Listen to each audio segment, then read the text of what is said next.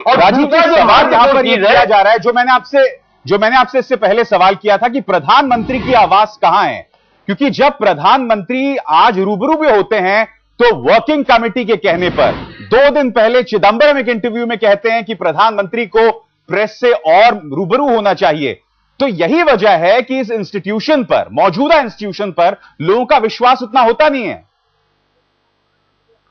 देखिए, 4 महीने पहले जब प्रधानमंत्री टेलीविजन एडिटर्स के सामने गए थे तो किसी वर्किंग कमेटी ने नहीं कहा था, किसी मिनिस्टर ने नहीं कहा था, और पार्लियामेंट में लगातार भाषण देते हैं, स्पीच देते हैं, तो कोई वर्किंग कमेटी के कहने पर नहीं देते। और इसमें भी बात गलत है कि वर्किंग कमेटी ने उन्हें कुछ कहा था। ये उनका अपना निर्णय है, उन्होंने मीडिया से मिलने का फैसला किया, क्योंकि कोई भी प्राइम मिनिस्टर अपनी बात रखना चाहेगा, क्योंकि लगातार लोग झूठे आरोप लगाए चले जा रहे हैं। एक सबसे ईमानदार प्राइम मिनिस्टर, उसके ऊपर ऐसा आरोप लग रहा कि देश की इतिहास की सबसे भ्रष्ट सरकार हो, तो अपनी बात सामने तो रखेगा। ये जो वेस्टेड इंटरेस्ट है, निहित स्वार्थ वाले लोग कोई भी आरोप लगा रहे हैं। और अभी हमारे मित्र जो है नकवी साहब फरमा रहे कि अटल जी से तुलना नहीं करनी चाहिए, उन्होंने परमाणु शक्ति संपन्न बनाया था देश, तो परमाणु शक्ति संपन्न देश तो इंदिरा गांधी ने बनाया था, इन्होंने तो पाकिस्तान को परमाणु शक्ति संपन्न बना दिया। उस समय जो इन्होंने विस्फोट किया तो पाकिस्तान को विस्फोट करने से नहीं रोक पाए, और 1 महीने के अंदर पाकिस्तान न्यूक्लियर पावर बन गया, जो आज इनकी छाती पे बैठा हुआ है। यानी इनकी सरकार का ये पाकिस्तान को ताकत दी, पाकिस्तान को न्यूक्लियर बम दिलवाया, और रोक नहीं पाए इनका राष्ट्रीय दबाव से पाकिस्तान को नाभिक परमाणु विस्फोट करने से। ये इनका योगदान है। चलिए, आप दोनों से मेरी बात होती रहेगी। आलोक जी मेरे साथ बने हुए हैं। आलोक जी, अगर आप मेरी आवाज सुन पा रहे हैं, मैं आपसे जानना चाहता हूं, राहुल गांधी के मुद्दे पर जिस तरह से उन्होंने बात रखी, क्योंकि अब तक ये तमाम सवाल किए जाते रहे थे, दिग्विजय सिंह ने जिस तरह से वो मामला उठाया था तो प्रधानमंत्री कार्यालय उससे काफी नाराज था। क्या आपको लगा कि आज बहुत सहजता से उन्होंने इस सवाल का जवाब दिया?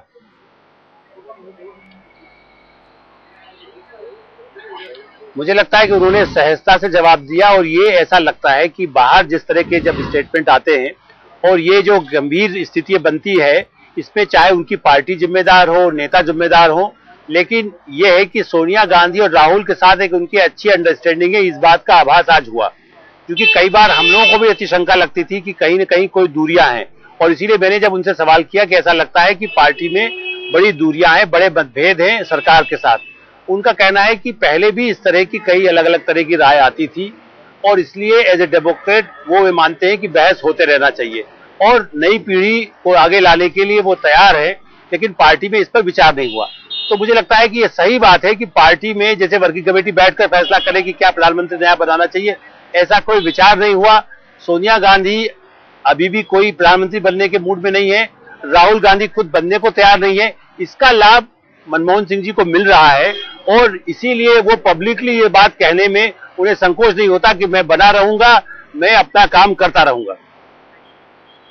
राजीव जी, एक और जो शिकायत यहां पर लोगों को है वो ये है कि महंगाई के भ्रष्टाचार के मुद्दे पर जब सीधे तौर पर पत्रकारों ने उनसे पूछा कि सरकार भ्रष्टाचार के ऊपर अपने जो नियामक कदम हैं, जो रेगुलेटरी मेजर्स हैं, वो नहीं उठा पा रही है, और यही वजह है कि सिविल सोसाइटी उस पर दबाव डाल रही है। अब इस पर प्रधानमंत्री कहते हैं कि मैं 24 घंटे काम करता हूं, 18 घंटे काम करता हूं और छुट्टी नहीं ले पाता हूं, और जो कई कदम सरकार को उठाने पड़ते हैं वो नहीं उठा पाती है। अब भ्रष्टाचार से ज्यादा अहम मुद्दा आखिर होगा क्या कि सरकार उस पर अपने मन मुताबिक कदम नहीं उठा पा रही है? देखिए, मुझे तो लगता है कि वो ज्यादा ही कदम उठा रहे हैं। उन्हें इस मामले में कुछ बीजेपी से सीखना चाहिए कि अपने मुख्यमंत्री, अपने मंत्री कितने भी भ्रष्ट रहे, उनको हटाना नहीं चाहिए। उन्होंने ना येदियुरप्पा को हटाया, इतने दिन हो गए। उन्होंने पंजाब में तमाम मंत्री रंगे हाथ पकड़े गए, उनके लिए कुछ नहीं किया। उत्तरांचल के मुख्यमंत्री के लिए कुछ नहीं किया, ढीठ की तरह अपना आराम से बैठे। हमारे प्रधानमंत्री जी तो तड़ातड़ महाराष्ट्र के चीफ मिनिस्टर की शिकायत हुई, हटा दिया। मंत्री के बारे में जब कोई जांच से पता चला, उसको जेल में डाल दिया। सारे लोगों को भड़ा उन्होंने जेल में भिजवा दिया, और सबके ऊपर कार्रवाई करने की खुली छूट दे दी सीबीआई को। मगर दबाव तो न्यायपालिका और मीडिया का था राजीव जी, कहना है सब कर रही है। तो ये जो है ऐसा प्रधानमंत्री है जो तुरंत कार्रवाई करता है, और चलिए, त्वरित कार्रवाई कर रहे हैं। राजीव जी, नकवी जी और आलोक जी, मैं आपसे लगातार बात करते रहूंगा क्योंकि कई मुद्दे हैं जो प्रधानमंत्री ने उठाए हैं और जैसे कि मैंने कहा, यह कोशिश की शुरुआत है। अभी ये सिलसिला जारी रहेगा और हमें देखना होगा कि प्रधानमंत्री एक बार फिर कैमरे के सामने आएंगे तो क्या उसी तरह से मजबूर दिखाई देंगे जो पिछली बार दिखाई दिए थे, जिसकी शिकायत लगातार लोग कर रहे थे कि मैं क्या करूं, मुझे तो गठबंधन सरकार की मजबूरियों को पूरा करना है।